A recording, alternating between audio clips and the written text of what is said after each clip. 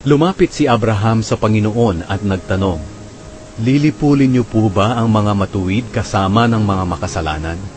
Kung mayroon po kayang 50 matuwid sa lungsod na iyan, lilipulin niyo pa rin po ba ang buong lungsod? Hindi niyo po ba kahahabagan ang lungsod dahil sa 50 taong matuwid? Hindi po kapanipaniwala na lilipulin ninyo ang mga matuwid kasama ng mga makasalanan. Hindi po maaaring pare-pareho ang pakikitungo niyo sa kanila. Kayo po na humahatol sa buong mundo. Hindi po ba't dapat gawin ninyo kung ano ang tama?" Sumagot ang Panginoon, "Kung may makita akong 50 matuwid sa Sodom, hindi ko lilipulin ang buong lungsod, alang-alang sa kanila." Muling nagsalita si Abraham, "O Panginoon, patawarin niyo po akong naglakas loob na makipag-usap sa inyo. Tao lang po ako, at wala akong katuwiran na magsabi nito sa inyo. Pero kung meron po kayang 45 matuwid, lilipulin niyo pa rin ba ang buong lungsod dahil kulang po ito ng 5?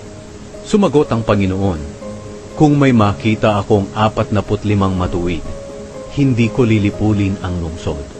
Muling nagsalita si Abraham, "Kung 40 lang po kaya ang matuwid?" Sumagot ang Panginoon, "Hindi ko lilipulin ang lungsod, alang-alang lamang sa 40 matuwid." Muling nagsalita si Abraham, "Huwag po sana kayong magalit sa akin, Panginoon, dahil magtatanong pa po ako. Ano po kaya kung may 30 lang na taong matuwid?" Sumagot ang Panginoon, "Hindi ko pa rin lilipulin ang lungsod kung may makita akong 30 tao na matuwid." Muling nagsalita si Abraham, "Panginoon, patawarin niyo po ako sa paglalakas loob ko na pakikipag-usap sa inyo. Ano po kaya kung may 20 na lang na taong matuwid?"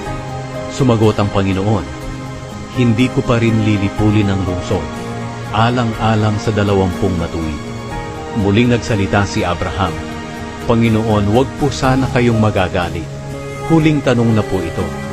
Halimbawa, 10 na lang po ang nakita ninyong matuwid."